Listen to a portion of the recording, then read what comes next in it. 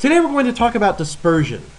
All right, dispersion is what happens when you have a wave medium in which sine waves at different frequencies travel at different velocities. But let's start with an example where there's no dispersion. A light wave traveling in vacuum.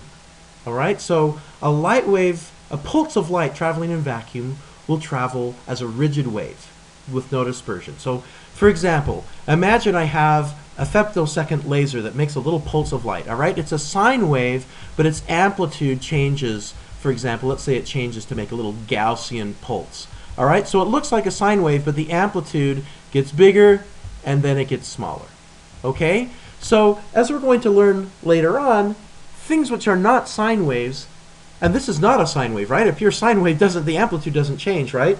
But things that aren't sine waves can be written as sums of sine waves. All right, so over here I have the power spectrum of this pulse, and it basically just shows me how much there is of the different sine waves I add together to make this pulse. And you see the, if you can read this, the axis down here is wave number. So I'm adding together sine waves with different wave numbers, all right? And so sort of right at 10x, so 10 is the wave number that I kind of started with, but by making my sine wave turn on and off, I've broadened that. So instead of just having one sine wave with a wave number of 10 arbitrary units, I have something that's broadened, but it's centered about 10.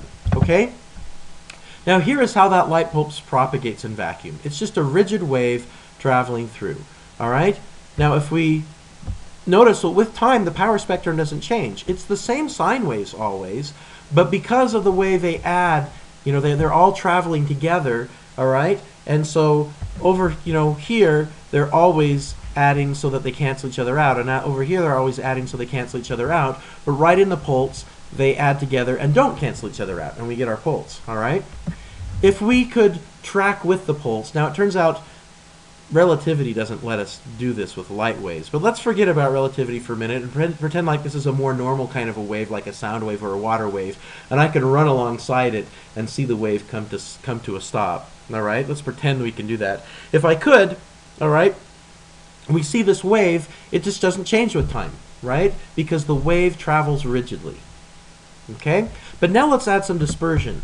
Imagine instead of a pulse of light traveling through vacuum, now we have a pulse of light traveling through, say, glass, where different frequencies of light, different wavelengths of light travel at slightly different velocities. All right? Our initial pulse looks the same and our power spectrum looks the same, but as we let this evolve in time, the different sine waves are going to travel at different velocities, and it's going to do weird things to the wave. This is what it does. You ready? Here we go. Boom, there's my traveling wave. All right, they're my traveling pulse, I should say. And notice, what is the pulse doing as it travels? It's spreading out. So the peak gets smaller and it gets wider. All right? Now this is why we call this phenomena dispersion, because as these sine waves travel at different velocities, typically what happens is if I have a pulse of some wave, it will spread out, it will disperse. Now, it's not impossible to set things up just right such that the wave starts wide and gets narrower. That can happen, and that does happen sometimes in experiments. You set up your experiment to do that, but the natural kind of thing that most often happens is waves spread out. That's why we call it dispersion. Okay, so let's track this wave. Let's zoom in on this. Boom, there's our wave. Now let's track with the wave. Let's follow along with the wave, all right? So if we, once again, relativity doesn't really let us do this with light, but let's pretend like it's a more normal wave like sound or something, and we can run alongside of it. Now, instead of being a rigid wave that looks like it's just sitting there, it's spreading out. That's dispersion. But also notice these little peaks, all right? The little ridges, right? So we have our sine wave. There's sort of the sine wave, and then there's the envelope, how the amplitude gets bigger and smaller, right? So we're tracking along with the center of mass, with the envelope, all right? And then we have the little ripples inside of the envelope, and these ripples are moving backwards. Why are they moving backwards? Because in our dispersive medium, the ripples don't travel as fast as the pulse as a whole, as the center of mass does. All right, so if we track with the pulse, the ripples move backwards. So that turns out there's two velocities involved here, which we call the phase and the group velocity. We'll talk more about them, but first, this is what the power spectrum does with time. All right, how much of the different sine waves are adding together doesn't change. It's the same sine waves. They're just traveling at different speeds, and so they're getting in and out of phase with each other in such a way that this pulse spreads out. Okay, so let's talk about phase and group velocity. So we're moving now with kind of the center of mass of it. With the, so I have this light pulse. We're kind of moving with the pulse, but within the pulse we've got these little ripples. The group velocity is the velocity of the pulse, of the blob of waves, all right, of the envelope. The phase velocity is the velocity of the little ripples inside the envelope, inside the pulse, all right? So in this example, the phase velocity was less than the group velocity. As such, when we move with the pulse, we see the ripples move backwards because we're running as fast as the pulse is, but the ripples don't move quite that fast. Now, to find the phase and the group velocity for a particular pulse traveling in a particular medium, we use these equations. And uncharacteristic of this course, I'm not going to derive them for you and tell you where they come from. We're just going to use them for now, all right? So normally what we start with is something called the dispersion relationship. And the dispersion relationship is just omega as a function of k, all right? So we just find the angular frequency as a function of the wave number. So theoretically we can do this. We make a model of our wave medium, do the math, and we find, oh, that if I put in a wave with a certain wave number, it will oscillate at this angular frequency. Or experimentally, I can take a wave medium and I can wiggle it, put lots of different sine waves in, and empirically build up this equation that says if I put in a wave with this wave number, it will oscillate at this frequency. Okay?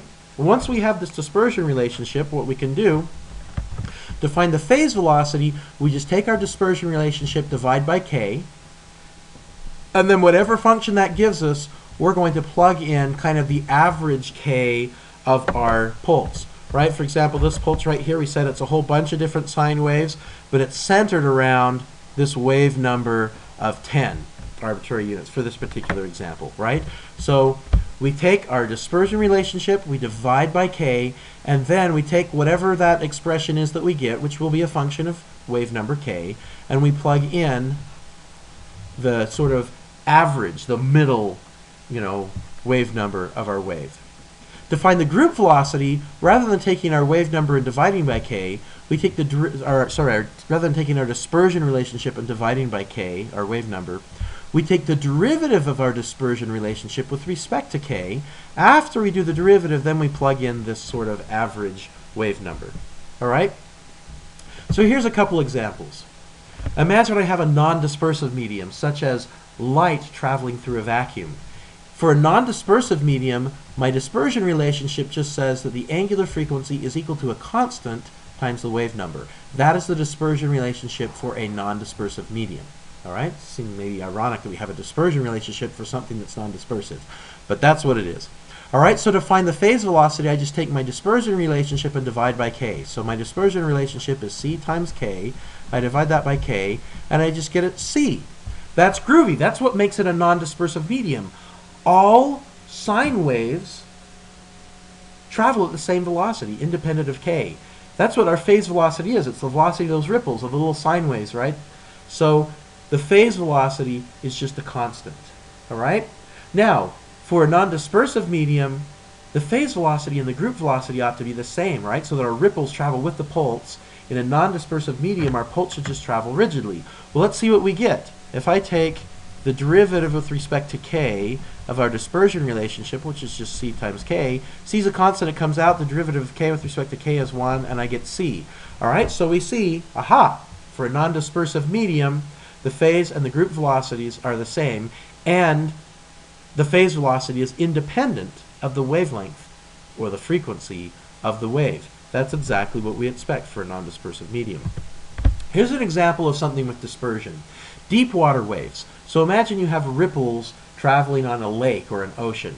They're called deep water waves if the wavelength is much smaller than the depth of the water, or the depth of the water is much bigger than the wavelength of the waves. All right? It turns out the dispersion relationship for deep water waves is just the square root of g times k, where g is acceleration due to gravity, and k, of course, is the wave number. So what is the phase velocity? If I drop a pebble in the water and it makes a little ripple, a pulse going out there, what is the phase velocity of that pulse? How fast will the ripples move? All right? Well, I just take this thing, my dispersion relationship is the square root of gk. I divide that by k, and I just get the square root of g over k. And then I take whatever kind of the central wavelength of my pulse is and plug that in for k, and I have the phase velocity. What about the group velocity? For the group velocity, I'm going to take the derivative with respect to k of the square root of gk. All right, and that's equal to, well, I get the square root of g out front, and I take the derivative of the square root of k. Of course, that's just k to the 1/2 power, so I'm going to bring down a 1/2, and then we get k to the minus 1/2 power. All right, so that's equal to 1/2 the square root of g over k. How about that? I plug in k naught right there, and I find that for deep water waves, the phase velocity is twice as big as the group velocity. So for deep water waves, if I run alongside the pulse, I'm going to actually see the ripples born at the back of the pulse and move to the front because the phase velocity is bigger than the group velocity.